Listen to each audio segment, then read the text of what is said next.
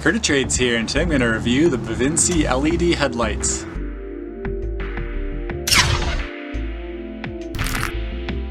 So these headlights are the H8, H9 and H11 type headlight bulb, which replace most modern headlights for the low beams. These are what I call the mini bulbs, so a little bit shorter than the standard LED bulb, and they're basically the same size as the standard halogen bulb, and so just a little bit tinier than the normal bulbs are. These bulbs are packaged very nicely. They're very high quality as well. They're all aluminum, and they're at a very good price point actually. These are only $15, and that's half as expensive as most LED bulbs that you'll find. I think they're trying to start at a really low price point to get people to purchase them and see what they're all about. And again, these are very high quality for such a low price, so very good value here. The nice thing about them being a little bit smaller is they're a little bit easier to install, and as you'll see here when I'm installing them, there's not a whole lot of space to work with, so having a little bit of extra room makes it that much easier. They come with extra wire to make the install easier as well. The install process is very simple. You're just going to rotate the old bulbs counterclockwise to remove them, and you'll be pushing in on the tab to pull the old bulb out,